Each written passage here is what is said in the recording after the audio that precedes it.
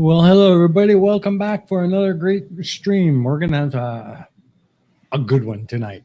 I hope you've all got a cup of reason. Better get yours. Oh, look at that! My green screen's going through my cup. Weird. Yeah, it's gonna be a wild Hey, one cool. tonight. I think we got a lot of really interesting stuff coming your way. Um, uh, I know Eddie wanted to mention this, but I'm going to mention it up front. Please be advised that everything tonight is opinion and our thoughts on the topic. We are not psychologists by any stretch of the imagination or psychiatrists, so please don't take our opinions as professional fact. It's just our thoughts on the matter. So with that, let's bring on our guests, and we'll start with Eddie. How are you, dear? Hello. I'm good. A little bit sleep deprived. Got my lemon, ginger, and honey tea, and my apple and elderflower water. I'm on only 2 drinks at the moment. No caffeine. All right. Well, at least you've got something to wet your whistle. Oh, I've, Yeah. I've got multiple choices. I'm a There drink you goblin. go. There you go. And joining Eddie with us tonight and coming back for another week, it's our good friend Boomah. How you doing, buddy? You there, Boomah? I'm getting some delay, so I might chop out during the night. But guys, I've got a real thing that's come to homework for this week. I've discovered something we all know that's basically, well, a war crimes atrocity that we all know of is a farmer's wife was allegedly chased by 3 mice who she cut their tails off, yet they were blind. These mice chased the farmer's wife, and isn't it a bit harsh she would cut their tails off? Oh, Okay. goodness. We've been lied to. I think she was a real person, and I'm actually taking the side of the 3 alleged blind Well, mice. there you go. Very, But very unhappy about that, guys. But apart from that, it's here now in Australia. Awesome. Awesome. So anyway, yeah, All right. Well, crime. thank. Yeah, got to watch these people. Thanks. Story. But anyway, Yeah. this delay, I might drop out and drop back in. Thanks for that. All right, so let's see who we got in the chat, and of course we have our usual band of criminals. Sable Eagle is with us. Hello, Sable. Good to see you, my friend. Jens, of course, is here. Always good to see you. Clara is with us this week. Excellent. It's nice to see you back again. Dr. Nimrod, of course. Hello. Yep. Hello. Archangelus Lune is with us. I haven't seen you in a while, mate. Good to see you. We've got Cat with us, 2AHD Cat. I just call him Cat because it's easier. Good to see you, buddy. Good to see you. Tusk. Hey, Tusk. How you doing, mate? Hello. Great to see you in the chat. And we have someone I don't believe I've seen before. Beans. Hello. Welcome. I hope you enjoy the show. And I hope you come back for more in the coming weeks. And anybody else? Peter Noddle is here. Hello, Peter. Welcome. Hello. And yes, you are not usual Beans, but we do hope that you enjoy the stream. And welcome. It's always great to see new faces. And for the stream tonight, we're going to be do a lot of probably a lot of info dumping from Eddie and a lot of just in opinions and things from Boomah and myself. And the topic, of course, for tonight, if you didn't see it on the thumbnail, we are talking about Gypsy Rose Blanchard. So apparently she will be gaining her release into public soon. So we're going to talk about the case and what we all think of it and how we feel about her possible pending release. And as usual, you guys in the chat, please feel free to voice your thoughts and opinions. We'll try and get them in here to include them in the discussion. And if somebody's got something really burning hot they want to talk about, just let us know and I'll fire off a link to you and you can hop on in and state your case. But for now, let's who'd like to begin? Boomah or Eddie? Sorry, can I just address one thing in the side chat, Go please? ahead. Nimrod says, will there need to be a content warning? I maybe would consider there's somebody intentionally unaliving someone, trying to word it right. Um, Mhm. trying to word it without getting into troubles. So yes, yes, Yeah, definitely a we content warning. yeah, definitely. And thanks for that, Eddie. I appreciate it. I missed that, but yes, Nimrod. We will be talking about not gory details, but a little bit of the details of what's gone on and how she ended up where she is, and so that might be a little bit disturbing for some people. So if you're susceptible to that, you might want to block your ears or walk away for a minute when we get into that stuff. But I don't think it's going to be too much or too out of hand. No, But you I will can't. try my best to behave. Well, you can't talk. You can't Yeah, talk about Gypsy Rose something without about that this stuff is coming up. the world of YouTube nowadays. Go ahead, Boomah. If I'm over this delay is killing me, I'll drop out and drop back in. But the one thing about it is there is so much I, mission. We are actually giving what we sort of get in the overall news of these situations, which generally is picking mm-hmm. it up off YouTube, and then we have to go through it like everybody, which always makes it tough because it's always an opinion thing, Mm-hmm. unless if you are actually privy to the information, you're reality. So Yeah. really, everything we pick up nowadays, despite being so much of it, Well, yeah, you've there's got so a little we point. can actually trust. We're only getting we've seen and what our opinion. Yeah, Yeah, exactly. yeah. So it's such a tricky Yeah. I day think and you age might of have super a information. Anyway, carry on. I think you might have a bad connection because you keep dropping out for like 2 or 3 seconds, and then you're coming back. So I don't know if it's maybe Okay. your microphone connection or maybe it's just your internet connection. Oh, Oh, there he goes. or there, He'll be back. bye. He'll be back. Okay, Um, so why don't we start off just kind of giving you guys an overview for those of you who are not familiar with the story of Gypsy Rose Blanchard. It's about well, basically the case against her regarding the death of her mother, Dee Dee, and just how some people feel that she's probably more of a victim than a villain, and other people think the other way around. So, with that, just very basic outline, I'm going to hand it over to Eddie to get us started. So, Eddie, what have you got? Hello. Okay. I'm like, where should I start? Should I start with like the Anything you want. okay? Maybe give us a bit of a background, just an overview, a Okay. background of I'll what's up. I'll I'll give a brief to the best of my ability on the background, and then I can sort of delve into other little pieces that other Yeah. people want. I'll sorry, before I do that, yes, there has been several TV shows, documentaries and movies based off of this. Basically, not all of them are very accurate, but I think you're talking about the act, and the act was one of the more accurate ones. However, Gypsy did speak out against it, saying it wasn't quite how she wanted it to have looked, so to Okay. say. Just throwing that one out there. So, Gypsy Rose Blanchard was born in 1991. That means she would be 31 years old now. Mm-hmm. And when she was born, she had her mom and her dad. They got married pretty quickly because her mom fell pregnant. Mm-hmm. And not long after that, they separated, and Dee Dee stopped Gypsy's dad from seeing her.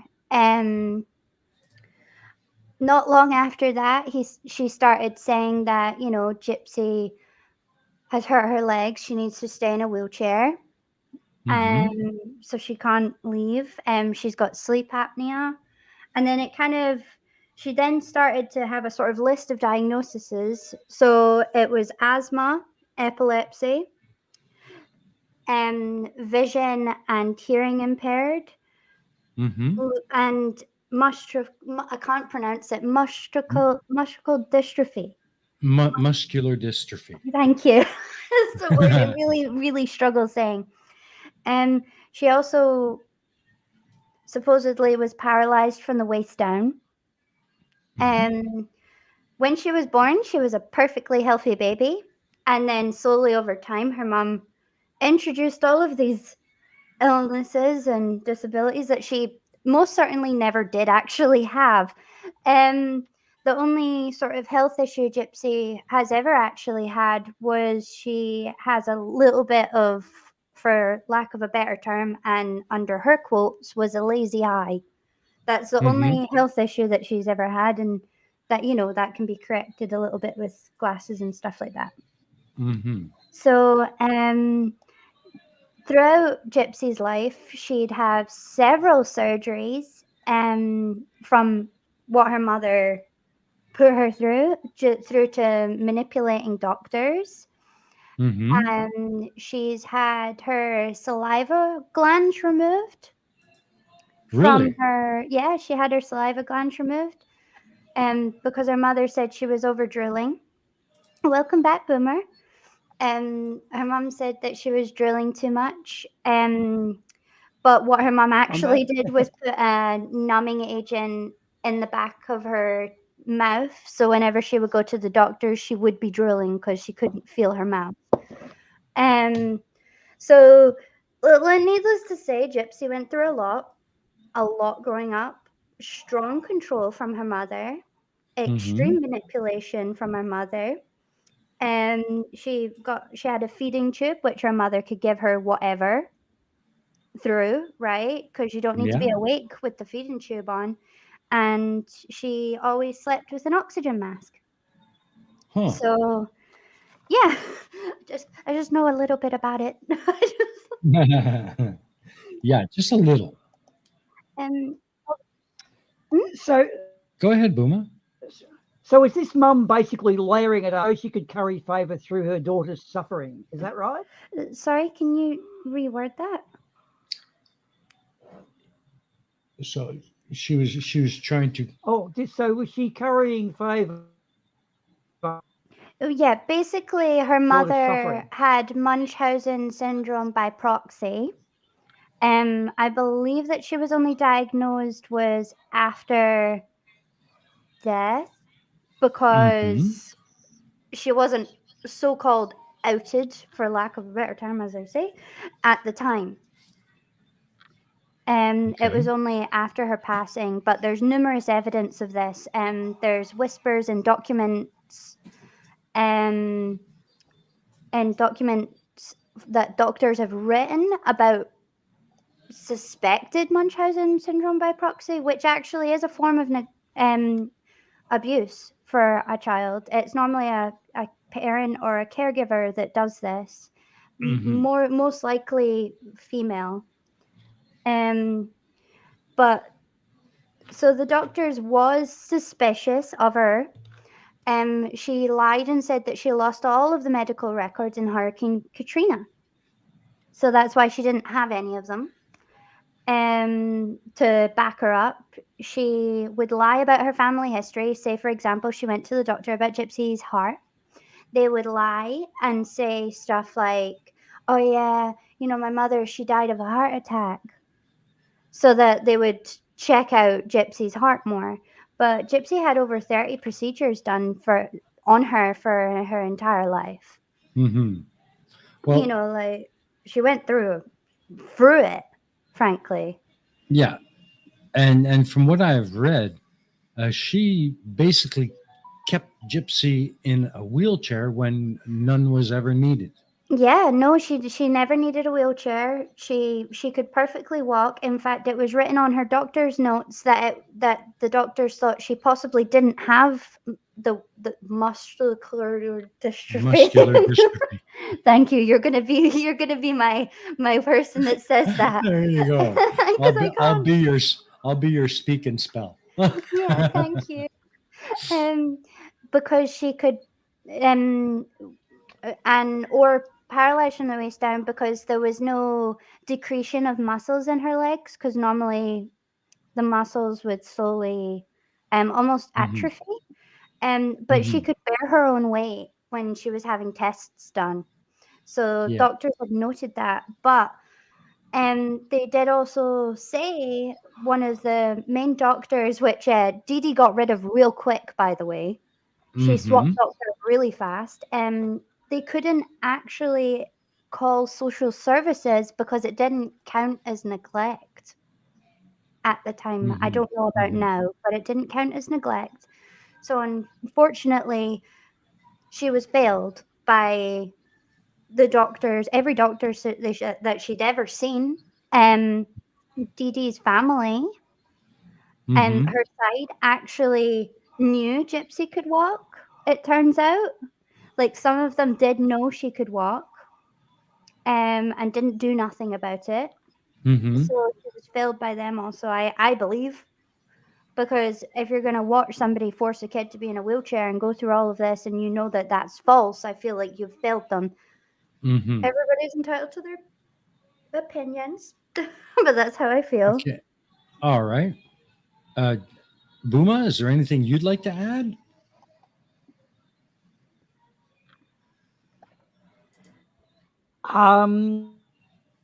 Well, this sort of situation to do that, there is what they say it's a mental disorder, which I can also understand.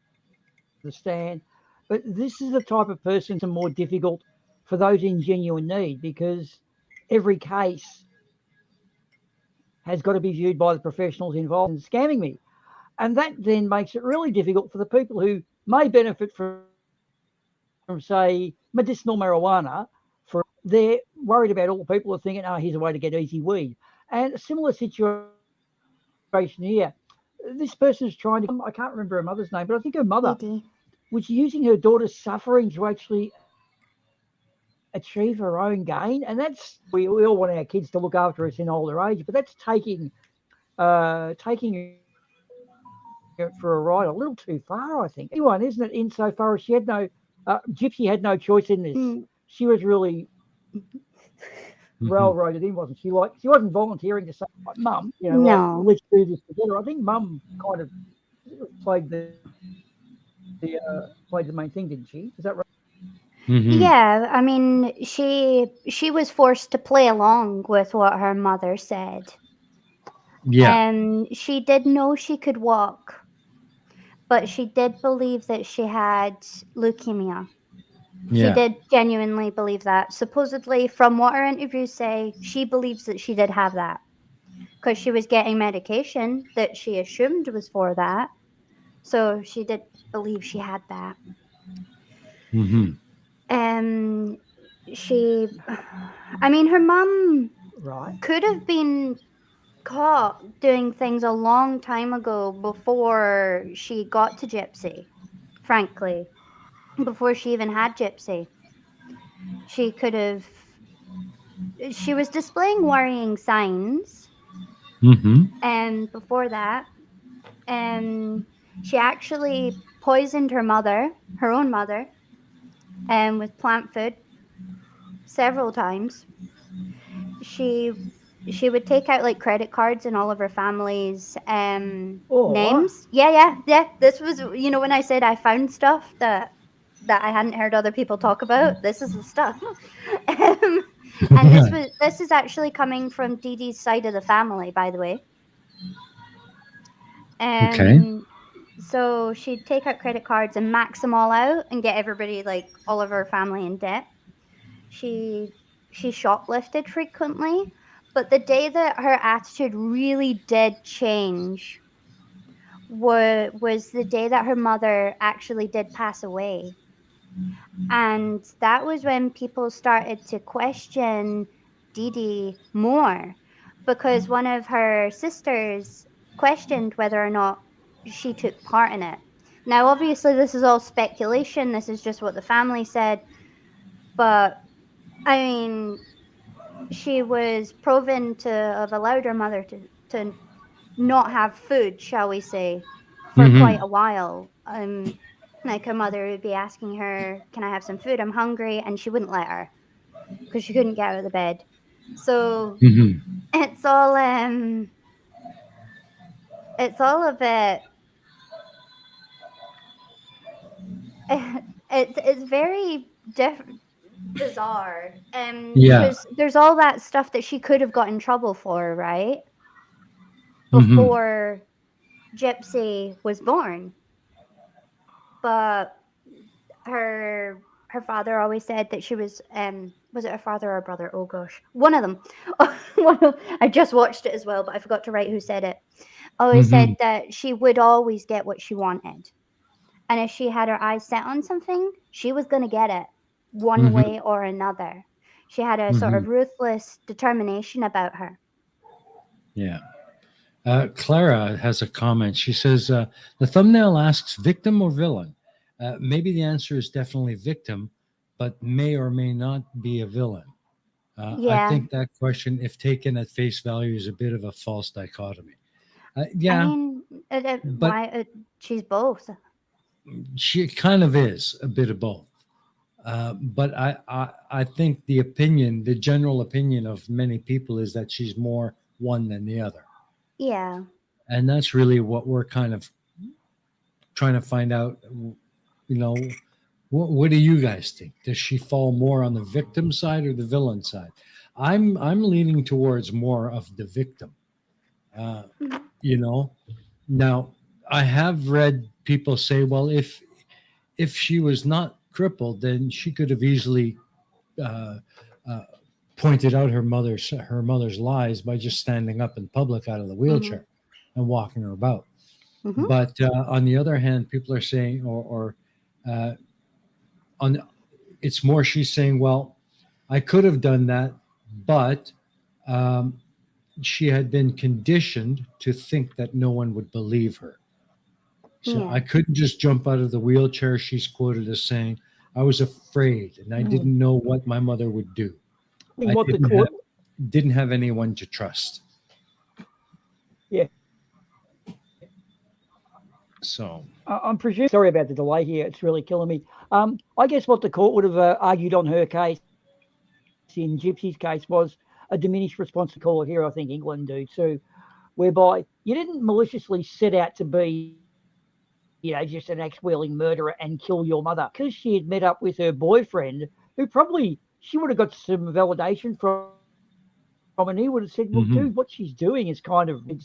Now, did she manipulate him to carry out a plan, or did he just see what was wrong and then decide? And they both enabled each other. Like, the question is, would she have, without the boyfriend, probably gone on to become like her mother, sort of thing. So yeah, Well, that's the See, question, right? a tricky one, isn't yeah. it? I mean, if you've been taught manipulation your entire life, you you will kind of, Pass that on. yeah. I mean, I think Nimrod is right. It's a horrible condition, Munchausen syndrome by proxy. Hmm. As I said, it is a form of abuse that she went through. And she is definitely a victim in that case, yes. But Yeah. I will say that but right, just so people know how the mother died, unalived, sorry, unalived. Just how she unalived. Basically, Gypsy said to Nick, which was her boyfriend at the time, because they broke up now, as she's married. Um, she had she messaged him saying, I'm 1,000%. Let's go through with this. There's screenshots of her saying all of this. Hmm. And one of the last messages and text she sent Nick about this whole thing was, and I quote, because I actually have a picture on my phone right here, is, I left the gloves outside the front door and the screen door is squeaky. Try to Hmm. open it just enough to get in and then close it gentle. I'll hand you the knife and the duct tape inside, darling. Okay. And that's a direct quote. That is a direct quote from what Gypsy said in text Okay. message to Nick. So, what happened was she facilitated him to come into the house and Hmm. kill her mother. She hid in the Hmm. bathroom and covered her ears. Obviously, she heard things. Let's just put Hmm. it that way. Um, and while he did what he did, then afterwards they went to Gypsy's room and had their way with each other, shall we say. Like, Okay. yeah. Then packed and left. So I don't know how I feel about that. I feel like if you just heard what you heard, would you really want to do that in the same house with your mom in the other room if you were all that innocent to what happened? She Yeah. said she pre-cut the duct tape for it. Yeah. And Clyde syndrome, Bonnie and Clyde syndrome. Yeah. What did I say it was before? I mentioned it earlier, the strophilia or something or other. Bonnie and Clyde syndrome, where they actually get off on partnering in crime.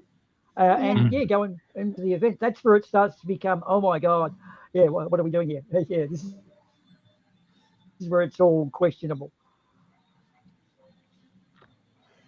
It's just I mean that's the bit that I find it hard. She obviously was a vulnerable young woman, and we know that. We also know that she can definitely be manipulative because of what she said to the police. She denied all knowledge of any of that happening to her mom, and she even had a little cry when the police asked her if she knew where her mom was, and in fact that she had been unalived. But people forget about Nick, who had autism syndrome disorder and was proven to have a very low IQ. So, I mean, don't get me wrong, he's not 100% innocent victim in all of this either, because he has had previous charges. Like he's had 25 years for armed criminal action. And there we go. Oh no, wait, wrong thing. So, but he got life with no possibility of parole, and he was charged with first-degree murder of Dee Dee. So it's kind of like, I don't know if I said, but Gypsy got second-degree murder and 10 years. She's up for parole in 2024. The early part of 2024, yes. I keep thinking it's this December, but it's not. I think it gets announced around that time. I have that number, this December, stuck in my head for some reason to do with this case. I don't know why. Or maybe I just found out about it in December. I don't know why. But it's it's all a bit confusing because you obviously you have sympathy towards her for what she did, but she threw Nick under the bus. She claimed that she didn't tell him to do nothing, and then all of a sudden, like, she called up her dad, which she could actually finally talk to now that her mom was no longer around. Yeah. And she called up her dad and said, I know what you've seen on the news, but I didn't do any of it. I'm not involved in it. It's just a big misunderstanding. Like, she's got recorded. There's a recording of her saying that to her dad, telling him that she didn't do anything. But then in the court case where they're like, okay, right, we've got some screenshots, she turned around and looked at her dad and near broke down, because then she knew that her sort of, I didn't know nothing about any of this, would have totally just crumbled as soon as they read the messages that she said to him. Because she was the one that gave him the go-ahead to do so. At the time, Gypsy believed that he had multiple personality disorder, which is now called DID. So she thought that that the bad alter of his was going to kill her mom. And she knew that he had this alter that liked the idea of killing people. She knew this before, like when they got together. So, it's kind of like, it's difficult. I've tried to keep my opinions out of it, Mm-hmm. like, and just kind of stick to what we know for sure. I feel like he got more time than he should have Mm-hmm. compared to like her. She got 10 years and might be out next year, right? Yeah, and he's in there for life. He's got no chance of redemption. But then again, he did I don't know how to word this correctly. And sensitively, but also tell you he did participate in what's called overkill. Mm-hmm. So he didn't need to do it 17 times with Yeah. the knife that Mm-hmm. Gypsy bought for him and handed to him after leaving the door unlocked to let him sneak his way in the house, Mm-hmm. right? She definitely did orchestrate it. Okay. So it's kind of, I don't know. It's I'm always so torn by this. I'm like, because a part of me feels bad for Nick because I kind of feel like he's sort of hyper focused on trying to be a knight in shining armor Mm-hmm. for her because he had his mental health issues, he has his disability, and then she kind of, as soon as it came to the crunch time, right, the time where you need your partner to sort of be there and support you, Mm-hmm. i.e. the trials, she just kind of went, no, it was all him. Hmm. So I'm kind of a bit, that must hurt. That must hurt. I mean, not justifiable for what they did. Like, I am not saying that, and that any of that is justifiable at all. Yeah. Like, I don't feel like Dee Dee deserved to die. I think Dee Dee deserved to be put in a place where she was safe, where she could be safe away from other people, Yeah. charged for what she did, and got some help. Like, Yeah. Well, it's like Nimrod says. I mean, this is not a clear cut case. no. Yeah, she has to take some blame for planning and help to unalive someone. But again, she was a victim for so long. Torture can make you do crazy things, just like Nimrod says, and he's got a point. Mm-hmm. You know, so that could be part of the reason why she got such a lesser sentence than he did, uh, because he wasn't a victim of that prolonged torture from a young age. Yeah. So that kind of explains why his sentence was so much longer, and the fact Mm-hmm. that, like you said, there was no need for him to go 17 times. No. you know so that kind of pushed the limits as well, but still, I mean, you're right, it's hard to really say. It's not a clear-cut case. There's so much going on. I feel like a lot of people failed Gypsy. I do feel like that. The system Yeah. failed her gravely. I Mm. mean, there's pictures out there. I wouldn't Google the case because there are actually crime scene pictures you might not want to see. In fact, I suggest you don't. But there is a picture of their medicine cabinet, and that was the only thing in the house that was meticulously neat and Hmm. Well organized. well stocked, shall I Mm. say. And Yeah. she labeled it, like Dee Dee labeled it, the way she labeled it was like she called one Sleepy Baby, which was obviously to sedate Gypsy. Hmm. There was one called Dizzy Baby for if she had a dizzy spell for whatever reason. Um, Hmm. it's just bizarre. I mean, you're right, Nimrod. He could have gone and reported it to the authorities instead. I mean, I feel like as much as she was scared, there are other ways that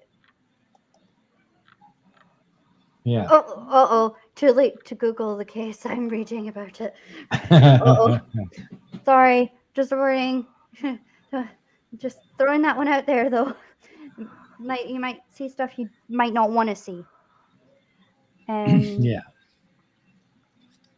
But it's Well, just funny it to seems hear. when she was younger, her mother kept her out of school, Mhm. and even though Gypsy proved to be quite intelligent, Yeah. her mother would tell people that she had the mind of a 7-year old. Mhm. You know, so had I think had Gypsy Rose had the opportunity to go to school, she would have probably ended up a bit different. Um, Yeah, I feel like if her mom didn't have Munchausen syndrome by proxy, she she probably they both probably could have ended up living a relatively normal life. yeah, I mean, when you see some of the pictures, you'd think that's exactly what they were having. Yeah, I mean, all the pictures are even in when there's pictures of Gypsy in hospital and she's smiling and she's got like her soft toys. But that was Hmm. another sort of manipulation tactic for her Yeah. mother.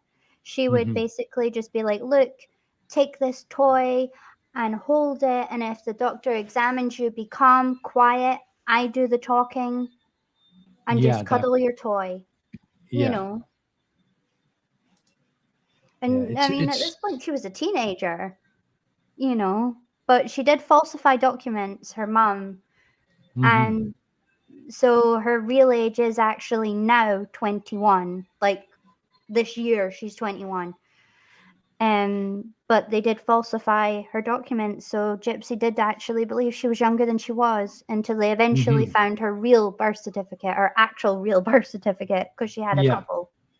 Yeah. Because I think I read somewhere that they finally found out that. Oh, geez, where was it that I saw that? Um, oh God. Yeah. She had Diddy tracked them down. Uh, basically, Gypsy tried to get away from her mother. She ran away with a man Hmm. she'd met at a science fiction convention. Yeah. That's the way I read it. And Didi soon tracked them down via some mutual friends. Hmm. And she had convinced the man that she was with that she was a minor, although she was actually 19 at the time. Yeah. She did Yeah. try and run away a couple of times. That was one of them. And that's what she would do. The mom was very good at manipulating and the language she used, but Hmm. unfortunately, she changed her story a lot. Yeah. So one person thinks one thing, somebody else thinks another thing. As I said, she wasn't very good with her history when it comes to remembering all of the lies that she kept, Hmm. which was a good thing because that's what helped her eventually be sort of diagnosed with Hmm.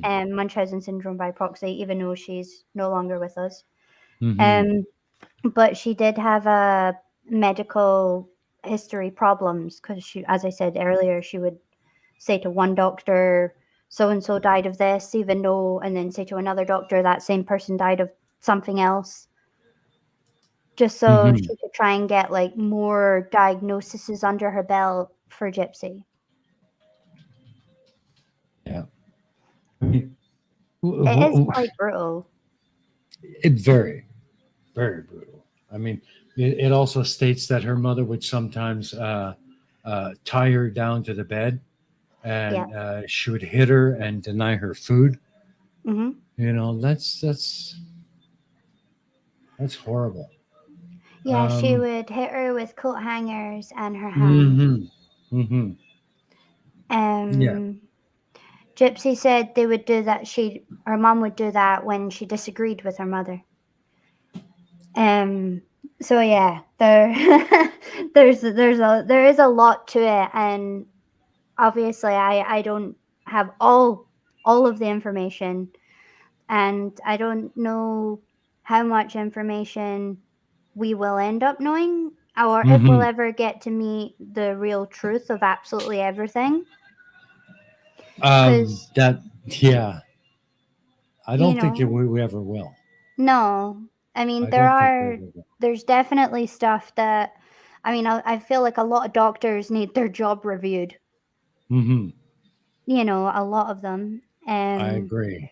For sure. Boomah's Welcome back. back again. Hey, I'm done. I'm right. I think they're watching high definition movies or something this time of night. I'm back. Welcome back. Awesome, awesome, awesome. Um, but yeah, I mean, it's all really sort of complicated. If anybody does want to check out some of the documentaries, there's a couple on YouTube. One's called Mummy, Dead and Dearest. Mm-hmm. And that one is a good one. That one has a lot of sort of information on Dee Dee herself. Mm-hmm. So I don't know. It's hard because I think she's dangerous. I think Gypsy is dangerous. Or has the Well, potential yeah, to be dangerous.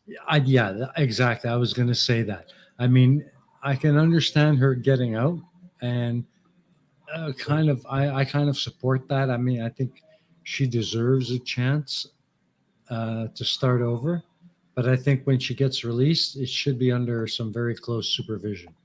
Okay, Yeah. well now that I've got some newfound internet speed because I found my upload speed was terrible.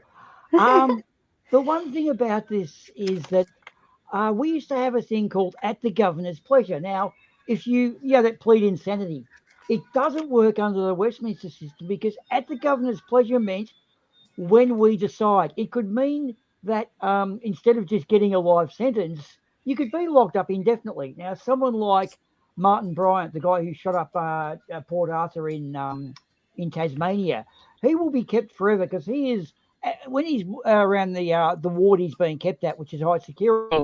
He's pretending to make finger guns and pop off shots at the nurses as they walk past. No sign of rehabilitation. Like basically never to be released. Now, I believe there's someone in England who's the same. Now, Mm-hmm. this plead insanity didn't work under that guise. Now, it's become a bit more involved now because the Department of Corrections that we have, who are the people who decide when you do or don't get out of jail, don't seem to have the psychological ability to assess people in jail whether they're truly rehabilitated or not. Now, I'll just push regards to the Terminator 2 movie. Sarah Connor was totally normal. It's just that we kind of don't believe that robots come back in time and try to kill you. Because now, Yeah. if you look at it from her point of view, how would she have felt? Because for her, that robot was real. We all know it was because it was a movie. but so imagine that of okay, what she Gypsy was in a sense diminished responsibility. She wasn't just a thinking, I'm going to be a bitch about this. But there are some people who they get caught in a little bit of a lie, and rather than stop it now, like a bad tooth, rather than fix it up Mm. now, they let the thing keep going. And look, I watch a fair bit of this true crime stuff on the Casual Criminals with Simon Whistler, and there's another Irish guy called That Chapter, who do it quite respectfully, with respect for the victims and also the people themselves. But we as the general public are led to believe that law enforcement are incompetent when it comes to tracking these people down, destroying evidence, Mm-hmm. losing evidence, manipulating Mm-hmm. crimes, and so forth. We tend to get a distorted view of it. So in this case of Gypsy now, her mother was a bit oddball for sure. So we'd like to look into her history. But there's this whole kind of repeat thing, isn't there? There's a lot of these people, they came from bad environments. But then there's the devil of Auschwitz, that lady who was really beautiful model, who was the most cruelest, bitter thing ever to come out. She was actually one of the Nazis in a death camp, and she had no reason to be what she was. So, is it nature or nurture? This is the real grey area that none of us, even psychologists, do struggle to say, because a good con artist some of these criminals are pretty clever buggers. Much what my brother-in-law Copper used to say. If only they use their powers for goodness instead of evil, to quote Maxwell Smart. But anyway, I am on a rant, but it's such a hard thing. There's no right or wrong, is there? Mhm. I mean that. See, I would. I don't know how to say this, but I would understand. I mean, in the last sort of day, Gypsy and her mom had an argument, and they painted each other's nails, Mhm. and then she went to bed late, and that's what happened to her. Like, they had an argument, they made up and did each other's nails.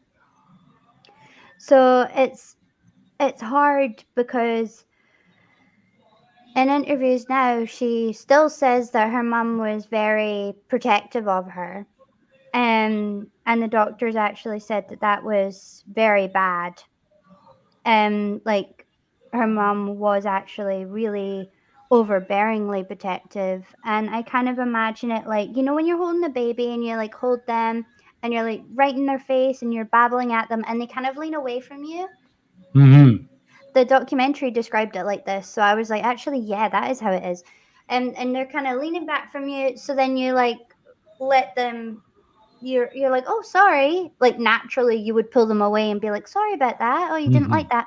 But imagine that for your entire life and never Yeah. getting a pull back, Yeah. never getting to be away, because in movies and everything, in movies and films, because they were in the newspaper a lot.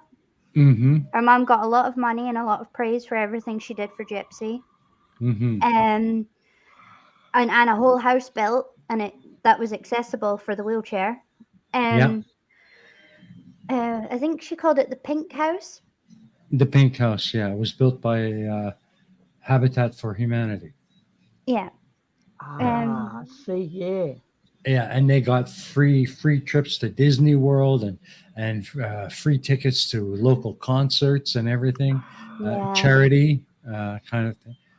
Yeah, so she was living a pretty fun life in that regard, you know. But Tusk makes a bit of a good point here, and let me just bring it up so that we can all read this. Gypsy is a practiced and accomplished liar. Now, releasing her would put anybody who came in contact with her in danger because she doesn't know how to behave any other way. Her fans will do anything for her. What's your take on that, Eddie?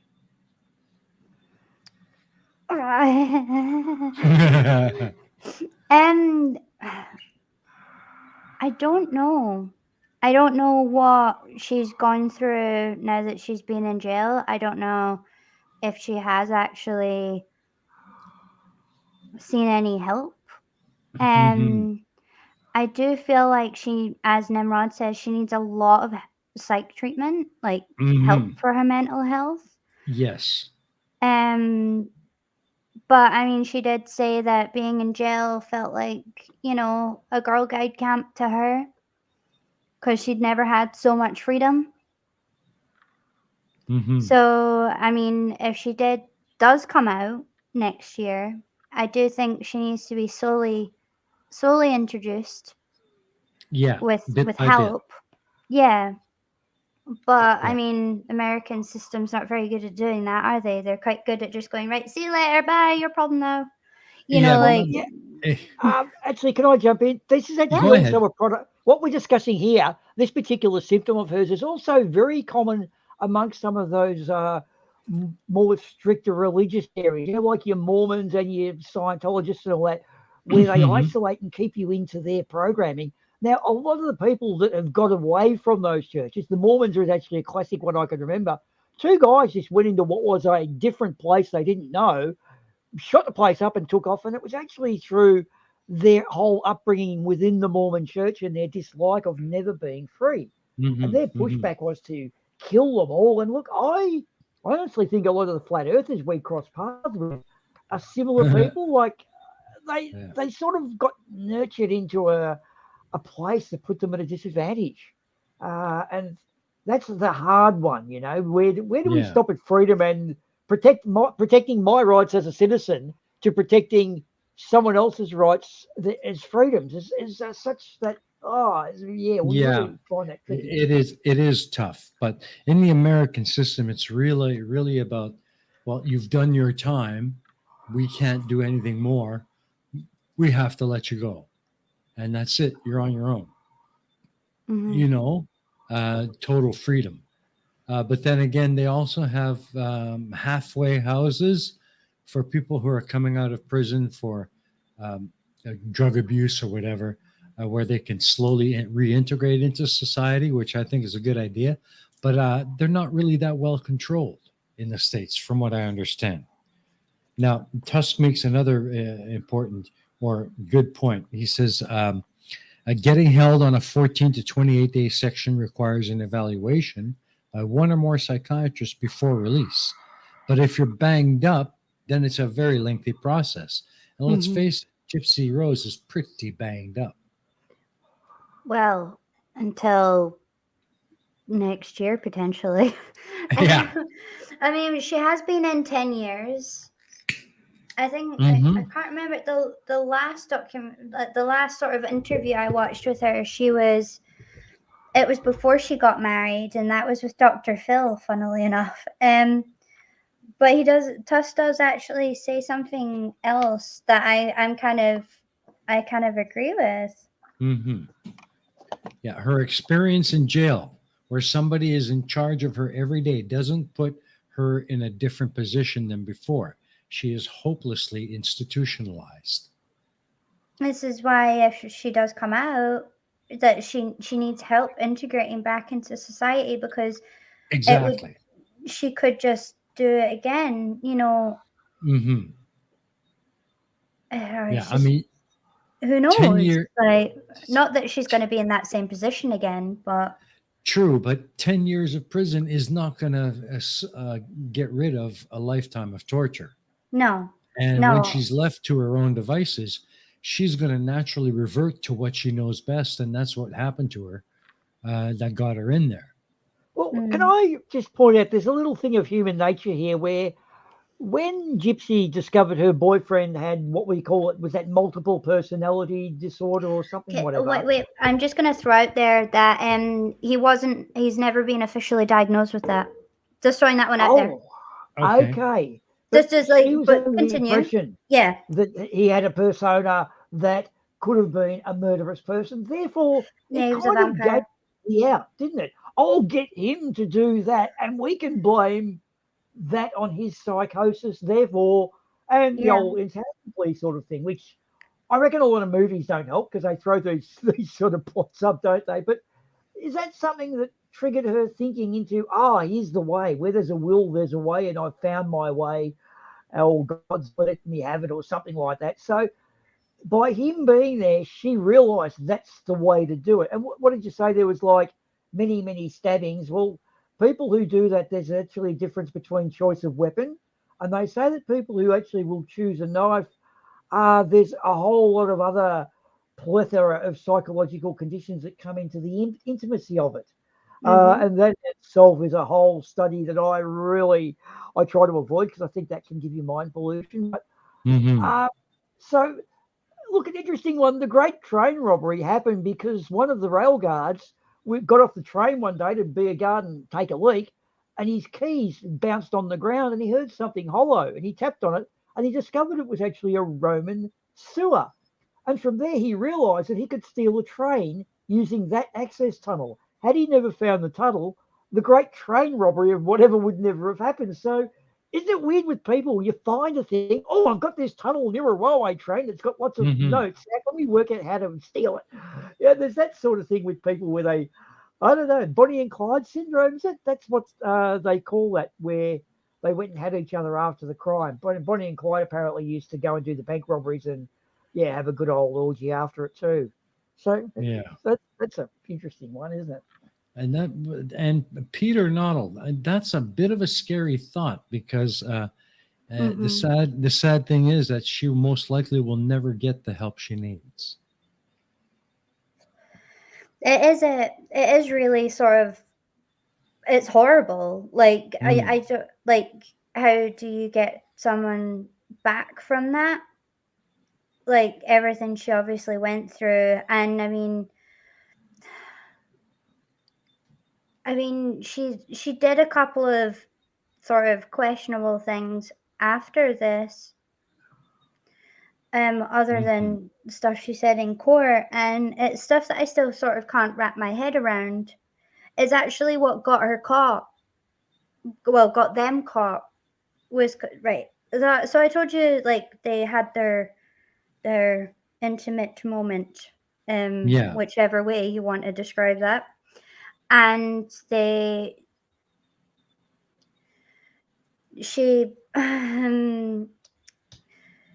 left to go into a hotel, and they were in a hotel, and not long after that they were giggling around, filming each other having fun in the hotel, right?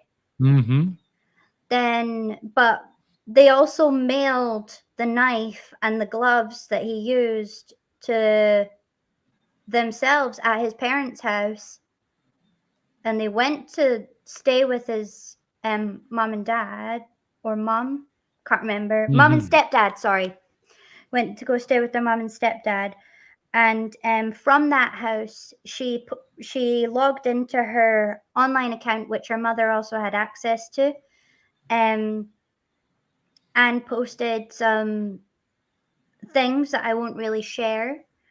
That, putting it politely, I have hurt said person with this object.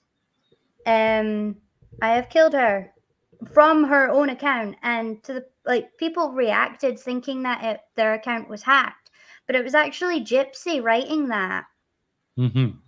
And she said something also horrific that I don't want to say here, just in case it gets you in trouble, because it is actually quite bad. I'm not sure if you've seen it, but I think I have. yeah. But they tracked the IP address to the house they were at. That just kind of shows how Hey, there's sort one of guy though, naive they are. on a lot of things. One guy I actually Googled, I can't remember his name straight off the bat, but he only just went to court earlier this year, I think, and his wife stuck up for him all of his entire life, as did his father, who eventually cut him off because he was such a lazy ass. And he actually had in his search history, how do you dispose of a 97-pound woman's body? His wife was 97 pounds. Like, now, I don't know about you, but that's almost asking to be caught, isn't it? How do you dispose of a not like that specific? It was the exact description of a wife who went missing on New Year's Day this year, in his search history 2 days later. So it makes you wonder, these people trying to get caught, and therefore they must have been truly crazy, because no sane person would do that. Is that the thinking within their little minds, I guess? No, I kind of think that they were, as much as they did something very, very horrific, like, I'm not saying this is justifiable again, I feel like they were still in that sort of bubble of where, like, she wanted a Prince Charming to come away and take her away. Like, she always compared herself to Rapunzel, like, you know, the Disney movie Tangled. She wanted that. She wanted to be safe from her wee house, by her Prince Charming, and to run away. And I mean, there was loads of Facebook posts that she posted saying how their marriage was going to be and all of this. And she now claims that she had warnings about Nick being not a very good person. And I mean, he did something very inappropriate in McDonald's, watching adult films, and got in trouble for that as well, previously to all of this. So I mean, like, the Nick did have a troubled past himself. You know, he wasn't all good. I mean, of course he wasn't good for what he's done, but I do think, like, his mum said that he was so focused on his girlfriend and the love of his life he couldn't see much else. So it just depends on how you feel about how did she coerce him to do all of that and then just spit it all back in his face, or like was, you know, like they always called it Plan B. Like the pair of them called it Plan B. This was the plan. If she couldn't get away any other way, supposedly this was Plan B. Like they had it planned out for a long time. I mean, she even tried to introduce Nick to her mom, but her mom didn't very much like Nick. They met in a cinema. But that would have been the classic I hate my mother-in-law, because traditionally most mothers, and I'm not saying it's right, but I kind of understand it, your daughter is kind of, you've got to share them with someone, and from your partner, from the male who's now got to share his new partner with his mum. Like, it's a bit tricky, isn't it? That's that whole traditional don't you dare stuff up my significant other, because they still are a significant other to both of the other parties. So I sort of understand that competitive streak there, I guess. Well, she didn't like Nick because she thought he was quite creepy. They met in a cinema where it was actually only the three of them watching the Cinderella live action at the time, and Gypsy bought his ticket for him so that he could try and introduce himself. But it didn't really end up so well, and my mom kept saying that it was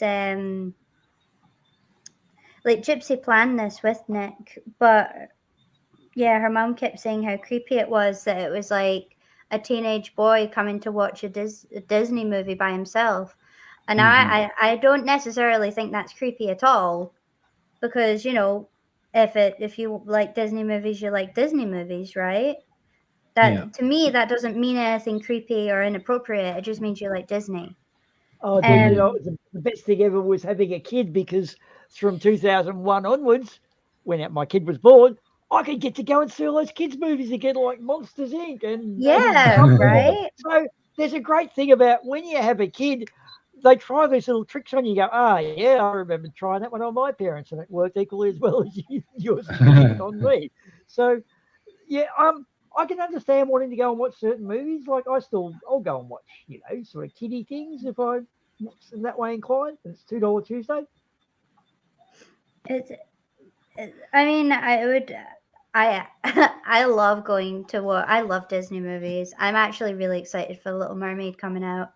But I'm not comfortable going to the cinema, because as an adult going to the cinema to watch a kids movie, they're like, people think it's weird. So that's why I feel weird, because other like society says it's not acceptable. But Tusk and Sable Eagle and Nimrod actually all have some really comments, words. Yeah, exactly. Tusk says, in his opinion, she would come out of prison as a minor celebrity, and her notoriety would be a constant headache for probation and mental health services. He goes on to say that that's not necessarily enough to hold her indefinitely, but the sort of people that fall in love with serial killers would also require constant supervision, you know, and they would hover around her like flies. If I may just jump in, Jeff, I've got a couple in the chat. Micro, how are you, by the way, Micro? No, not OK Zoomer from Castle Blackrod. And Peter Noddle, yeah, you didn't need kids you don't need to go to the cinema now, but I'm talking 2001 when the internet was still relatively fresh. And in fact, text messages was the new thing. So for me, you still had to go and pay good money if you wanted to watch a new movie, or go and buy the DVD or something like that. We used to have Blockbuster Video. You remember that? Oh, those were the days. You would go to Blockbuster Video and hire Disney movies. Now, Sable makes another point here. She was mistreated for years. Nobody helped her. She got away, and people helped the abuser get her back. At that point, you can't really fault her for premeditating some of the stuff. I do get it.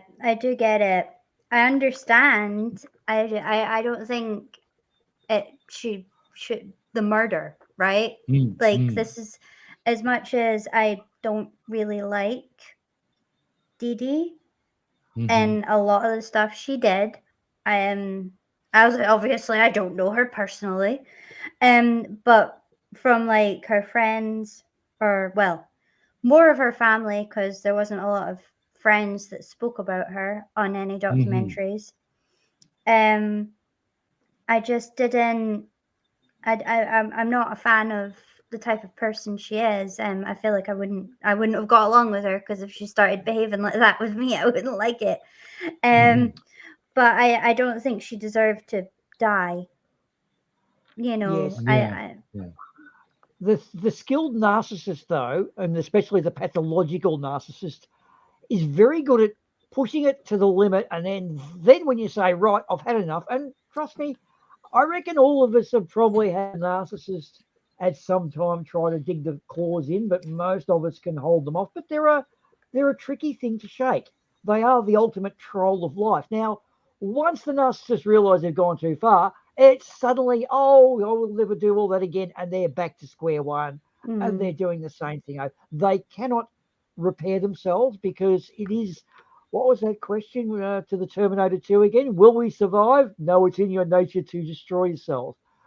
The narcissist can't not be that way. They need the other person to downtrodden, I guess, in order to feel better themselves. Now, in my way of feeling better, I try to do something. I play a video game. I play guitar. That makes me feel better.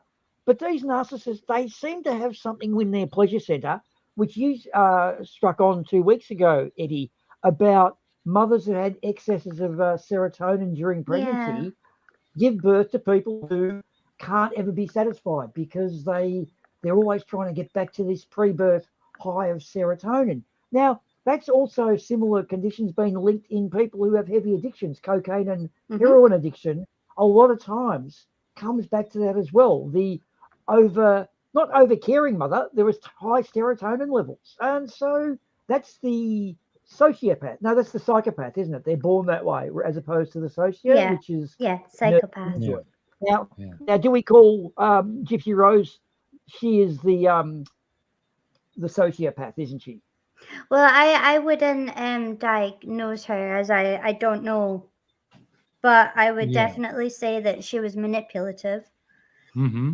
Um, but it's funny you actually talk about narcissists, because I seem to draw them in. They seem to be my bestie. Because weirdly, people with borderline personality disorder, like I have, and people with narcissism tend to get along really well, which sounds strange, but with people with narcissists, obviously they're looking for sort of self-validation quite a lot of the time. Correct me if I'm wrong, like, because as I said, I'm not a doctor, so I'm not entirely sure if I'm saying this right. But people with BPD, they have this problem. Now, I've had to work really hard to learn who I am as a person, because people with BPD do this thing where they sort of mirror the people in front of them, Mm-hmm. and there's like a sort of joke in the BPD world where it's like, they're like, oh, you've got an amazing personality, and they're like, I designed it just for you. Like, Yeah. but Yeah. but a narcissist would quite like that. And with the fear of abandonment from somebody with BPD, they would do what it takes to still be friends with the narcissist, regardless of what the narcissist does to them, because they don't want they're scared to be abandoned, Mm-hmm. you know.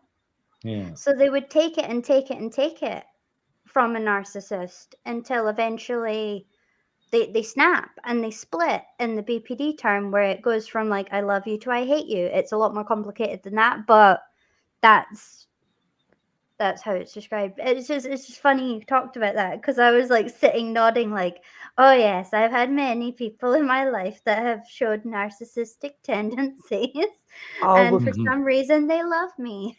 And it's look, I've scary. got I to tell hate you, it. I don't think Chris is in in the chat, but Chris Durham Music, if he's dealt with a lot of musicians, you do actually see the narcissistic personality within a lot of musicians, generally guitarists and singers. And generally, it's kind of funny because I always used to have a thing when I was growing up of what would life be like on planet me, where everybody is like me? What would we all do? And it's sort of funny because other people, I apply it to other people. And I think, what would life be like if you were all the same? And that's an interesting one because you can see some were just doomed and others are okay. So I kind of forgot where I was going with this, but I'll keep on bluffing my way through anyway. The whole thing of the narcissistic approach is, so I just have fun making music with other people. If I meet someone who's like, hey, this guy actually pounces really good vocal or phrases well, start having a ball. And then others are just like, they want to make it a competitive thing. And I don't think you compete with each other in a social circle, but there are those that do. And they're the tricky ones because they know how to hide it. See, this is the good thing. They sit at home at night thinking of ways to disguise their little thing, you know. That's the bit about it. I honestly don't give a shit. Now I've got to try to go to sleep and dream about nice things. But yeah, there are bosses. A lot of bosses, CEOs of companies are the classic NPD. And they are, some of them are real. Yeah, unbelievable. Yeah, if everybody in the world was like me, I think I'd probably end up shooting myself.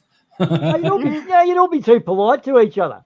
You'd actually start ribbing each other, trying to annoy the other one. Does he even get the shits? And you start prodding yourself with sticks, going, "Okay, come on, you get the shits." No. That'd be live on Planet Steaming, Planet Steamer. Yeah, Nimrod says a lot of people have psych issue, but they don't become problematic and are functioning members of society. Yeah, I think to some degree we all do. Actually, fact is 1 in 100 people is a psychopath. That's so scary. you've definitely met one, 100%. Everybody here has met one. Probably. Or is one. But the thing is, not every psychopath is a killer. No. They could be a CEO. Yeah, exactly. They may be psychopathic in how they treat the people around them or how they live their lives or run their companies or whatever. But that doesn't, just being a psychopath does not mean you're going to automatically become a killer. Yeah, an interesting one was Elizabeth Holmes, who just recently went to jail over the Thanos. Now, she's very young. Apparently, her great-grandfather somehow worked out the chemical composition of yeast and pretty much got a patent or something on it and made loads of money, and the wealth spread down. Now, when she was young, she would play Monopoly, and if she lost, she would run through the fly-wire screen, always pausing quickly to make sure it wasn't the glass door, make sure it was the fly-wire screen, and she would run through it. More than once she did this playing Monopoly. I don't know about you, but if I was a parent, I'd start to worry a little bit about my daughter's inability to cope with losing and not realizing, hey, you lost that game because you need to learn. You don't just, it's not, every die roll is not going to be the good one. You're not going to get the die roll you want every time. You don't get it is what makes you really what you are. And for those people who are ex-military, you all know darn well that it takes effort and work to get up to corporal, but you got to be a psychopath to get sergeant or above. Pain is fear leaving the body. Got that? Pain is fear leaving the body. Sorry. Their Butts just joined us. Hey, how you doing, Their Butts? Late again, he says, great weather here, bad excuse. Hello, everyone. Hope you're all great. Yes, we are. Go ahead, Eddie. Nimrod is right. Not everybody who's a psychopath is a bad person. I actually know somebody that is diagnosed a psychopath. And genuinely. And he's very sweet. He just sometimes just says it how it is, regardless of how you feel. Might be a psychopath, and you probably wouldn't even notice. But if they ever snap, That's Yeah. the thing. Well, He's Terry, my doing friend a who was lot a of work on paranoid, himself. Terry, my friend who was a paranoid schizophrenic, I found I got along with him, but everybody else, which speaks volumes for me. But one thing about it was when I go out for him with a drink, he was never threatening. He'd actually tell me where he was at his certain stages of, like how's the world today, whether or not the big black hole at the end of the universe was swallowing us or not. That was his genuine thing he'd say. And I'd head out, but I wouldn't make a fuss over it. Like we'd have a few beers, play a bit of pool, watch a band or two. But his immediate other people around him were always a little bit fidgety about it. And that was more unsettling to him than the actual paranoid. He was only a danger to himself. But the actual paranoid schizophrenia was more dangerous because of the reaction it was evoking in people. And Terry and I, like I said, got along so well. And sometimes you're kind of pushed into a box where you don't feel comfortable. We all like our Yeah. comfort zone, don't we? Yeah. Tusk says, thing is, pretty much everybody has mental health issues. So the society we have now was built by people least capable of functioning in it. Yeah. And boy, if you don't see that everywhere these days, you couldn't have I don't think anyone could have said that better. Mhm. Because it's true. It's true. Well, now there's a little bit of military pushback in the chat there where they're saying that odds of PTSD are associated go up with military training. Is that true, Subeagle? Sublegal, is it? I can actually, I have evidence to support that with that joint army business.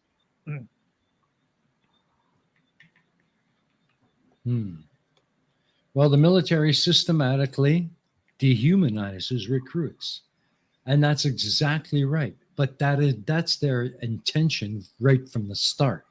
And they have a very good reason or purpose for doing that. Because in the military, the entire unit has to be able to respond in a specific way as a unit. And that means there's no individual. Yeah. So in that regard, yeah. And that's why you see so many people have problems when they come out of the military because they've been in that structured lifestyle for an extended period of time. And it's become a part of their thinking. I still have it myself from my military service. Tusk can certainly probably attest to that as well as Sable. Yeah. But there's a reason why they do that to recruits during training. It's the only way to get the group to function as an individual unit, or as a unit, I should say. Now, I understand that in a warlike situation, but I'm a bit of a military buff. In fact, probably don't start me on that, but I always used to think back to the days of, say, Hannibal or whatever. What makes you, because they would recruit on the road, like what makes you want to say, well, I'm here with a farm and like back and up until just 100 years ago, eating was this problem. So here we are, like, okay, someone just come past with a big army, come and join us and risk your life. Here, have a uniform and some armor we've looted off the previous soldiers or whatever, and head through the Roman Empire. Now, to me, I can sort of see, yeah, okay, well, if half of us go out there, some of us will die and we might get the spoils of war. So I guess it's about that. But I've always wondered on that whole thing, and it's a strange one where you look at the way they can just whip up people into a frenzy. Like, there's got to be trigger points there where you will just throw up others. If they're happy, they won't. They won't say, it's not really worth a revolution just yet. In fact, I just read Animal Farm, the audio book of Animal Farm. And for those of you who haven't read it, it's a great audio books are the best. Animal Farm is absolutely cool to read. Sorry, it just got reminded and sidetracked. Tusk has a good reply to that, Boomah. He says, poverty. Come and join me and have your next meal guaranteed, or stay here on the farm and risk starvation. Just a little secret, Tusk. I sort of asked and presented it that way to kind of get that kind of response. Yeah, good point there, Tusk. That is exactly it. So we're not happy with Julius Caesar, even though they say we are. And Julius Caesar reckons he is to the Senate. we're all more than prepared to go and join Hannibal and start pilfering, or who was the other one? Spartacus. We'll go and join Spartacus and rip up down the Italian peninsula. So, Oh, can I also But yeah, go ahead. jump to their butts? Yeah, go ahead.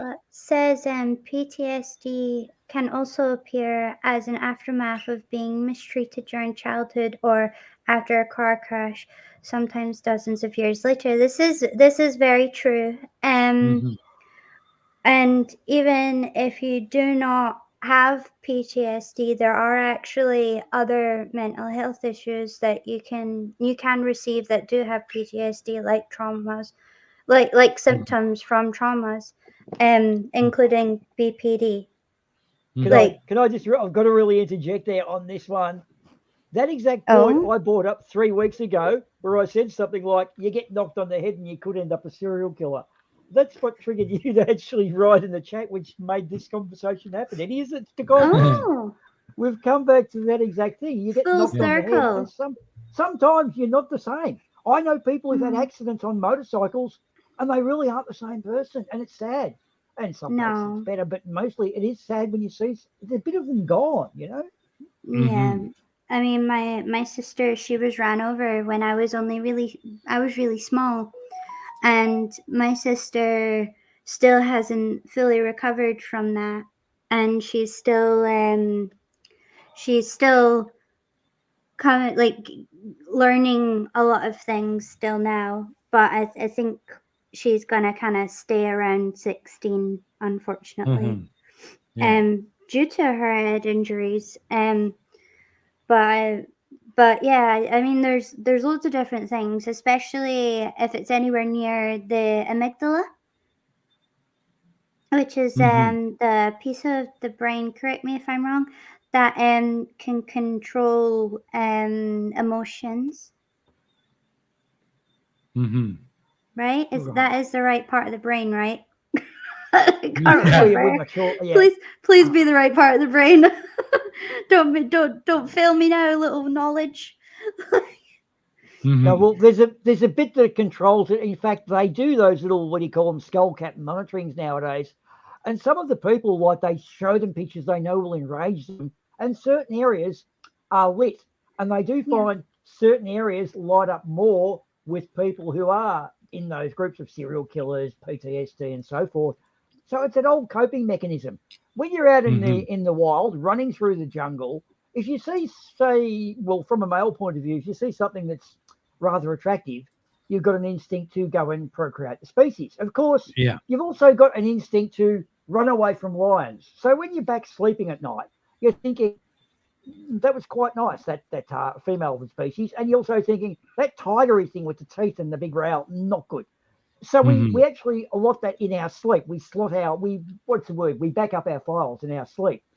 So PTSD is the backing up of files is done incorrectly. And we're backing up where something happens, where it's someone we trust, and then suddenly we don't know what to trust. So we're doubting ourselves, and that's where the whole thing snowballs. Yeah. But I'd like to interject here. And kind of not really change the subject, but kind of move it a little bit onto a new track. This is something that I had chatted with a bit with Eddie during the week on Discord. And she makes a good point how so many of these real life events and these real people have become almost like a feeding ground for the horror movie industry. So Eddie, why don't you kind of fill us in a bit on your thinking? Just before you do start that, there was one thing I just want to wrap, because we're sort of going to push away from Rose now. With Gypsy Rose, what to me was a bit strange was the fact she married another guy in prison. She didn't offer to marry the original. No, she didn't marry Nick. So therefore, doesn't that kind of neatly package up that Nick was just the means to the end? I think it could be, might not be, and unfortunately, we can't. I mean, There's too many things at once. Just like it's like my brain goes faster than my mouth will let me do. But yeah, some people definitely will think that. I don't know what I think. I think that could very well be true, but I also don't want to say because, as I say, I don't know her. Mhm. It would just be sort of guesstimation. But and if I was a doctor of the brain department, I would definitely be interested to try and figure that one out. Yeah. Okay. All right. Sorry. All right. Now go on to your horror movie. This sounds good. Yeah. Yeah, and I need to be careful of how much I say about this as well. But I mean, everybody knows Ed Gein, right? Pardon? Can you say that again? No, nobody knows him. I said everybody knows Ed Gein, right? Uh-huh. He is one of the most famous serial killers. Mm-hmm. And Just hmm? can you give us just a quick run on what he did, rough era of what he did, roughly his level of? Oh, I don't know how much I can share, but because it's very, very quite graphic. Let's just say he killed ladies and turned somebody into a lamp and a Yes. chair and did other stuff with Yep. Yes. other things. Yes. He also dug up people and did that too. He made a how do I say it? A human suit out of Mm-hmm. to wear that he could wear. I don't want to say like some of the most sort of bizarre things he did because we would get in trouble here. But I would happily tell you off stream. But I find it very, very fascinating that they took inspiration from him for some of the horror movie characters that we actually do love and know today, like Mm-hmm. Leatherface. Mm-hmm. Like that's where he comes from, right? He comes from Also, that like. yeah, Sorry, Hugo. Silence of the Lambs. Can I say they do have an interesting one? This is Yeah. right in the middle of this, but stage a few years back, we were getting everyone knocking on our doors, salespeople trying to sell us mobile phone plans or change our power. And what I developed a new habit of just looking at them and saying, "You've got nice skin. That's very nice skin. Do you use Mm. lotion?" And then they'd look at me and I'd say, "Would you like to come in for a cup of tea? Come on, come in. You've got nice skin." And they used to leave. I was playing the Silence of the Lambs game with them, and like, funnily enough, they never tried to sell me anything. But I was just joking Weird. with them. Later, I thought, "Oh my god, I could have had the coppers knocking on my door." Someone might have freaked out thinking I was one of those people. But I used to just play games with salesmen under that. So sorry, continue on with your. You'd be Um, like, puts the lotion on the skin. And as hmm, much as we're joking about that, that is Ed Gein is exactly where it came from because Mm-hmm. he did that. Like, Mm-hmm. um, his sort of tipping point was his mother passing away because his mother wouldn't let him around children. Around children, he was allowed around children. In fact, he was the babysitter of that area. Weirdly enough, now, but his mother wouldn't let him around other women. Whether or not it's because she knew what he was like or what he had the potential of being, Mm-hmm. or because she wanted him to herself in her own way. I don't know. We're no longer, he's not here to speak to him or anything like that. We can't ask him. But he inspired even Freddy Krueger too, I believe. And I just find it like sort of quite interesting how horror does take from some of reality, and unfortunately people do take inspiration from horror again sometimes. Mm-hmm. It's I mean there's a lot of cases that has been linked to horror movies, or Yeah. bits have been yeah. taken from horror movies and put into a true crime thing, or people have nicknamed it the whatever killer. I don't want to, you know, I personally take a different stance now, where I actually go out of my way to forget their names. I will always acknowledge the victim as opposed to the actual person, because a lot of Mm. them are trying to um, uh, actually trying to be famous, and they want a catchy headline and whatever. There was one guy in England who, after he had stopped being in the news and whatever, the rest of the jail was singing to him in a soccer type voice, "You're not famous anymore. You're not famous anymore."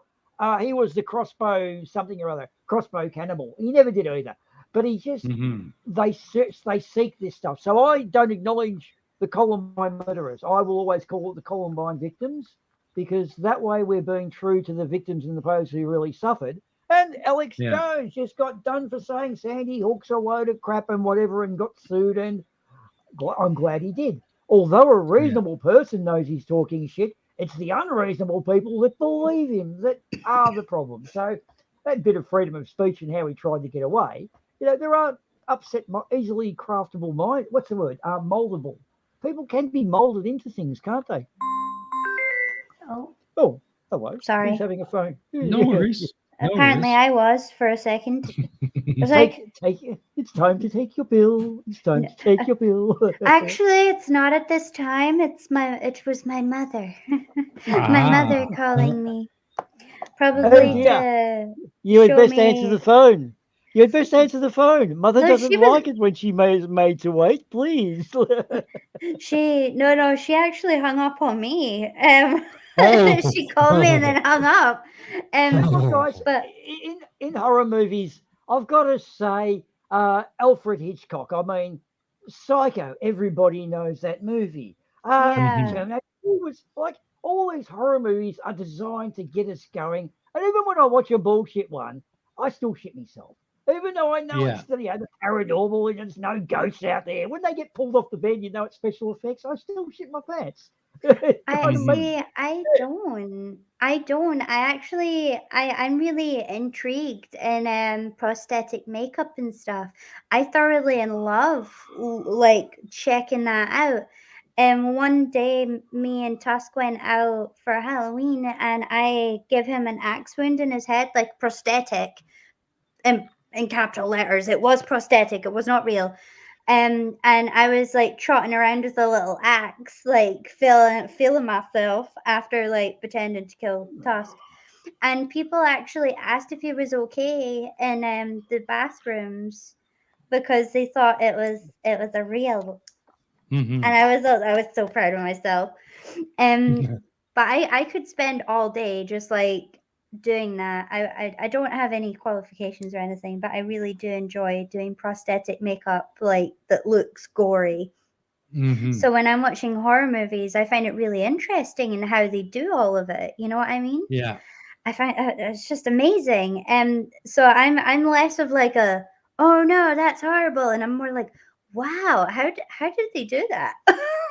no, I Like, find Yeah. myself yelling, go down to the boat. Just go down to the boat. Listen, kids, you deserve to die. All you got to do is go down, get on the boat, end of movie, we can all go home. But no, they stay on the island, and out come the chainsaws and the hockey mask, and on it goes. oh, oh, I love him though. I do love him. Are you My talking husband. Freddie? Yeah. Unfortunately, he was also based off of Ed Gein. A boy with mommy issues going on. But I do love him, and I do love Pinhead. They're like my favorite sort of horror characters, and Chucky. Well, there's an Um, interesting study that comes up where it says it's one of those little internet quizzes that's quite funny, where it says go back and see what movies were released the same year you were born. It'll tell you a lot about yourself. When I looked Yeah. at mine, and anyone who's going to obviously look up how old I am, but it was oh my god, Village of the Damned and Psycho, Norman Bates. Like love when I it. saw Mhm. those two, oh well, there you go. That explains me. Yeah, I'm good with And that. Oh, and Psycho Norman Bates was also Ed Gein. Sorry. I'm like, Ah, just so you I okay. know, just that's also him. I just wanted to say hello to Chris Durham, who's Hey, just popped you. in. He Hello, says, if Chris. you want Hey. horror, I watch Disney Princess Happily Ever After movies. Oh Oh my my God. God, Honestly, that's real horror. Cinderella. No, Cinderella Happily Ever After is absolutely horrific. Would not recommend. Pass. Go Hmm. and collect £200. And Tusk says all horror movie plots require somebody doing something so mind-bogglingly stupid that it takes me right out of it, and I can't enjoy them at all. Oh, honestly, watching a horror movie with Task, like, I love you, honey, but Jesus, like, he's just like, that gun doesn't have that many bullets. Why would you do that? And I'm like, shut up. Yeah, Let me watch it. I'm trying to inspect what's going on.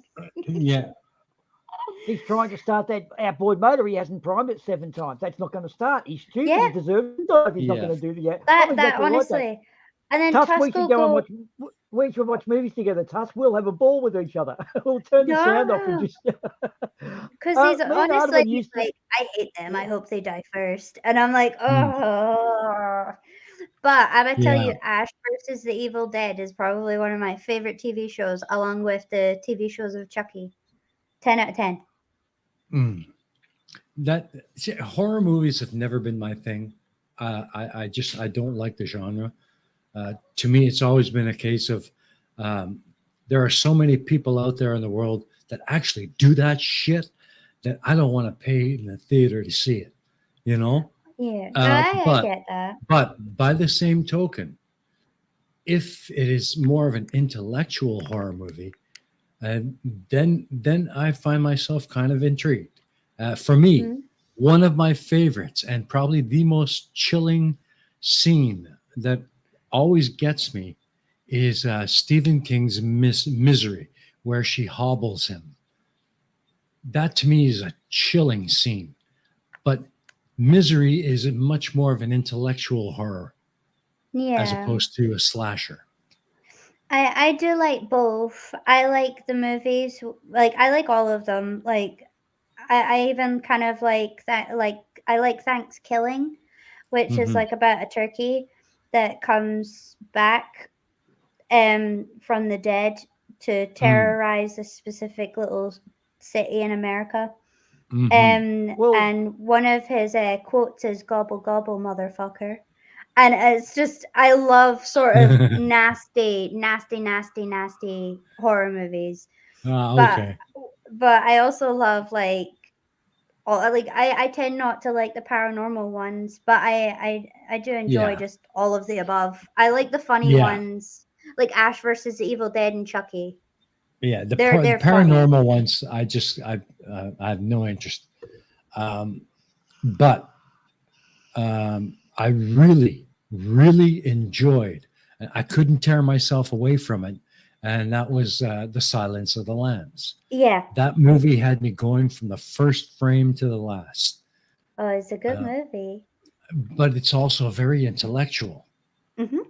You know, it's not slasher. You don't see a whole lot of blood, guts, and gore, but it's got you thinking all the way through. Although saying all of that, I actually watched Criminologist, I think, and Hmm. watch Silence of the Lambs, and watch Wolf on Wall Street. Hmm. No, yep, and no, yes, and Psycho, and also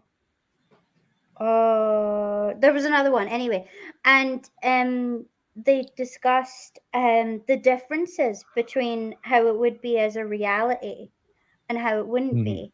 And I thought that was really interesting. I'm not sure if I can find the link, I will put it in my Discord for people to check out. Hmm. Which I he, think. sorry, you go. I was going to say, I think what really hit the nail on the head with horror type leanings was the original Twilight Zone series, because they were written in a time of black and white, or was black and white for me anyway. But each thing you had to watch it to absorb it. Like, one was about a particular reporter who, whenever he typed out some bullshit, like baby born with 2 heads, it would happen. And he actually Oh, Hmm. started typing these things out, and then he could predict the future. He became famous, but he then typed out something where he inherited a heap of money, but he did it in such a way that an inheritance implies after death, which means he had to die to inherit the money or something. No, that's right. Hmm. Yeah. And what happened was he could never spell properly. There was always a punchline. So Twilight Zone was formula written in such a way that each ad break kind of got you in with another clue. And you're thinking, well, which one's the red herring? And then at the end you go, you'd always walk away like, that was awesome. You know, each scene. And I was only 13, 14 at the time, but that to me is good brain food. Tusk would like that.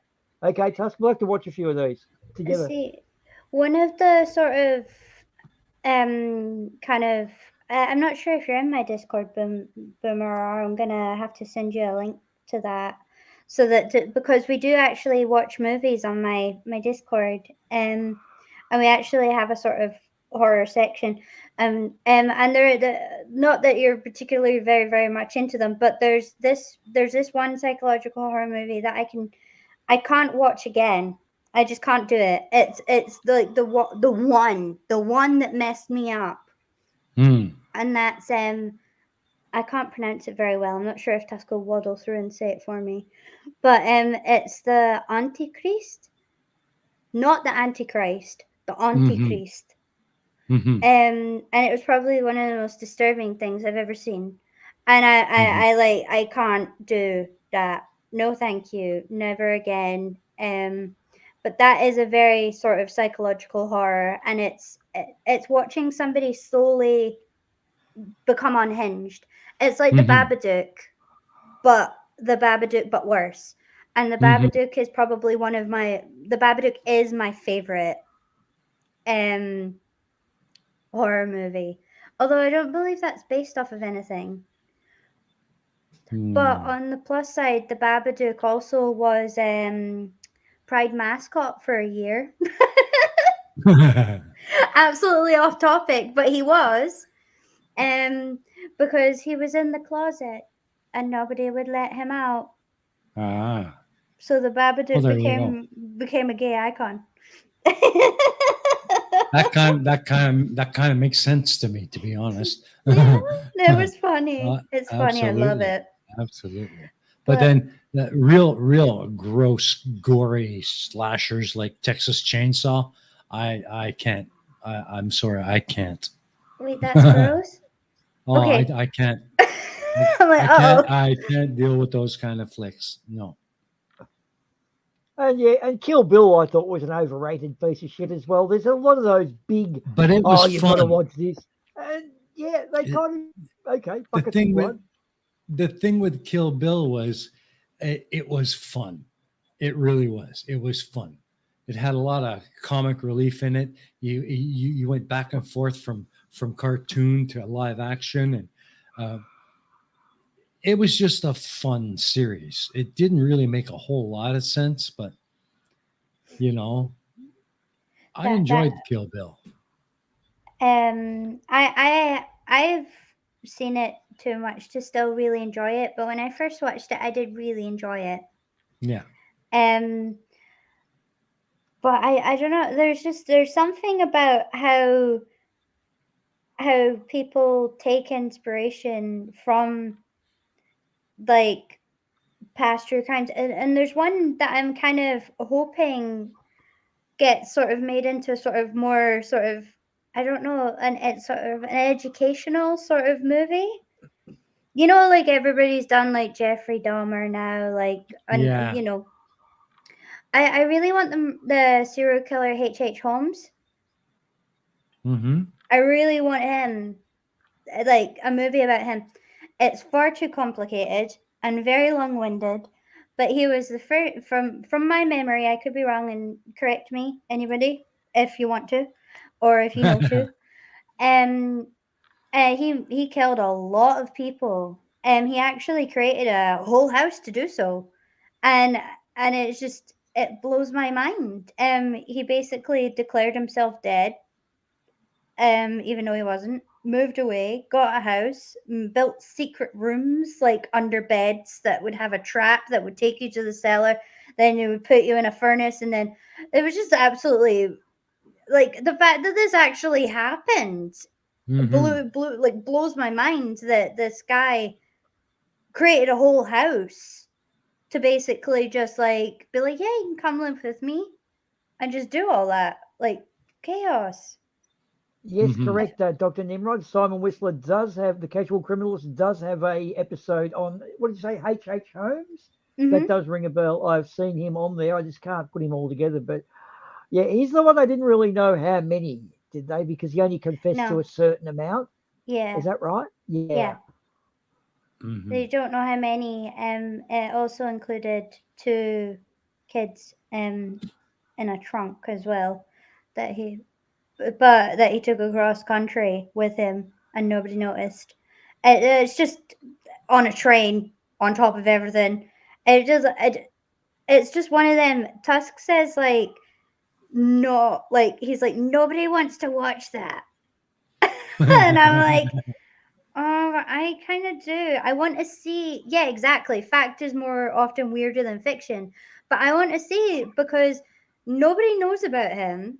Yeah. Like nobody knows about him, and I just think like the families of the victims who Jeffrey Dahmer killed has Mhm. asked them to stop making stuff about him.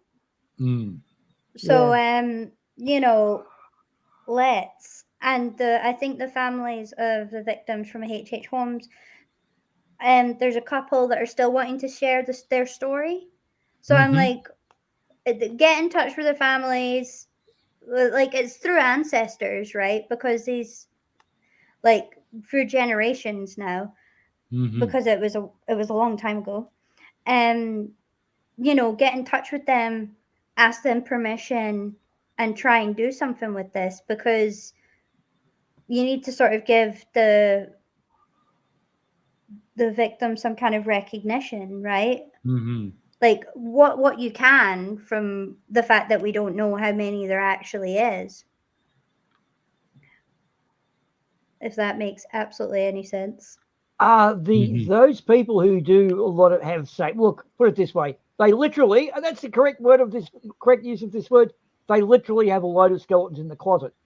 When they're in jail, they actually start to establish a Stockholm syndrome with their captors and start to hint that they might give up things, and then some of them just don't. No deathbed convictions. For them, that's the narcissistic personality disorder in them having its final stay because now they're incarcerated, and most of them don't intend to get incarcerated. They use that, you don't know where the body is, so I'm going to tease you with it. I know that has currency. Peter Knottle drew attention to one saying fact is often weirder than fiction, and he will know this because he's also Australian. You guys might too. Wolf Creek, about the guy who picked up hitchhikers, and Mm-hmm. apparently, even though it's a movie, is based on a true story in South Australia, and the guy who it's based on was never convicted. So there's a Mick Yeah. Taylor out there, you know Wolf Creek, don't you? Yeah, Mhm. that's like, oh my god, that can so easily happen. Like, don't hitchhike in Australia. We have unique ways. Wouldn't you agree, Peter? Wolf Creek scares you because it happened. Yeah. Clara says that she watched Lolita and it really messed her Oh, up. that's one movie I Never filled refuse. with such horror and disgust. Uh, I she, refuse to watch she that movie.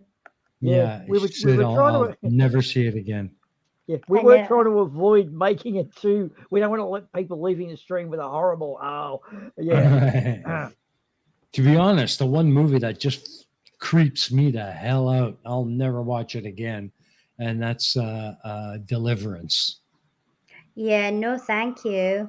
That creeped me the hell out, that Been movie. there. No, thank you. Do you want to know what? Right? I on a like slightly like brighter note. Um, nope. I actually just totally forgot. I'm so sorry. The worst part was that wasn't even like Oh, meant to happen. Shoot. I was like, Oh, it's man. it's terrible when you destroy a brain cell when you're actually oh, using it. I hate that too. I'm oh. not alone. I'm not alone. You know how often that No. happens to me? See, I was looking at you guys, and then just out the corner of my eye, I just seen a house martin fly past my window. I was like, "Oh, bird! Like, hello, bird!" Oh, shiny things. Okay. Yeah, Laser Yeah, pointer. squirrel. Tuska's got a laser pointer on the wall and she's trying to jump at it Yeah, now, aren't you? Like a cat does. Uh, yeah. oh, the Weekend Horror podcast. Yeah, Also, that's a hello, Peter. jail Warren. Bridge of Divide. I'm on his Discord.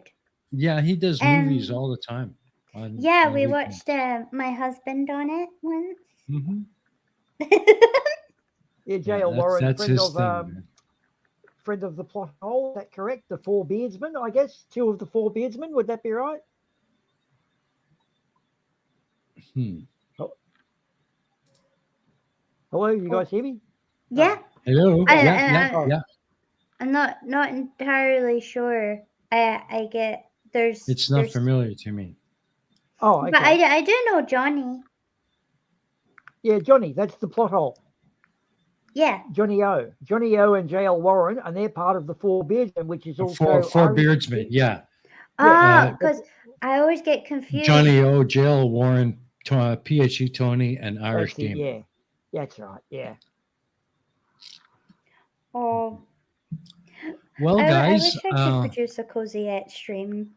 that, Yeah. you- Well, we'll it depends figure on your something. intentions. You haven't got the chainsaw at the back primed up, have you? Beans. No, but I'm currently playing with a jellyfish squishy thing that is a lot of fun. Hmm. We Okay, don't. well, we don't do that in Australia. you go ahead and you enjoy that squishy thing because we're running do. out of time. So good. We've only got 3 minutes left, so we're going to have to call this one. But I got to say, folks, this has been an incredibly interesting stream. Thank you, Eddie, so much for bringing so much good information to the table. Boomah, thanks for being here and giving us your 2 cents. Just a quickie, great mate. comment. Just before you do, Kill, on movies, I reckon they should release Groundhog Day and call it a sequel. Just re-release the same movie. Oh man, that would be cruel. That would be cruel. Very Oh. fair on Mike. Oh no, I would love that. I would hate that. I really would. Yeah. And So, you'd have to watch it to make sure. Okay, sorry. Anyway, that's my All evil right. So let's say our goodbyes, folks. Boomah, why don't you All right. put Well, in your okay, last we've word? gone 2 hours. Gee, it flew. Bunker 33 in about 10 hours' time are doing Mandela Effect, which to me Oh, is Walt cool. Disney Effect, but Mandela Effect. So Bunker 33, Zoomy and Sprinkles and I don't know, Vish and that, they're up and running. So yeah, Bunker 33 tomorrow. If you don't know, Google it, I guess, or I don't know. I haven't got a link, so I'll Cool. throw a link in your Discord, okay? Yeah, but that's go about right- it. go right Thanks, ahead. mate. I've had a ball. Thanks, Eddie. You're so good. You're fun to work with. Oh, Your brain thank goes around like you. mine does. Awesome. And Eddie, any final thoughts? Just to say thank you for letting me info dump on you with like Hey, one of my always a special pleasure. interests. I didn't Absolutely. pick it; it just happened. And thank you for everybody for watching. And Mhm. please get yourself a nice beverage and a good snack and watch something wholesome now and Exactly. participate in some self care. Yeah. You're good, like, yep. And if anything has upset you, please reach out to someone. What else? I forgot. Nothing. Okay. No, No worries. yeah. No worries. Oh, I'll be streaming my Fall Guys Fridays Okay. on my channel. If you just want us to see me fall over, get slightly tibbly, get a bit angry, Okay. Well, there you go. that's a bunch of fun. There you go. And give me a shout if you wish to join my Discord. Cool. Awesome. Sorry, all the random All right. shows. No worries. That's what we're here for. So Thank you. that wraps it up for today, folks. Thanks so much for joining us. If anyone in the chat has a topic that you would like to come on and talk about, send me a message on Discord and we'll set it up. Okay. So yeah, this has been fun. I mean, we've had some really great streams the last 3 weeks because we've focused on a particular topic of interest. So let's try and keep this going. If you have a topic you'd like to discuss, send me some details and we'll set it up and have some more fun. If not, it'll just be talking head next week. But But thank you all for coming out. Thank you, Eddie, so much for being here. Boomah, thank you. problem. Always a Thank pleasure you. having you here. Thank And you, to mate. the rest of Always. you, thank you for coming out, and we'll see you shortly. Thank that- you. Okay. All right. Good night, everyone. Thanks for coming. Bye.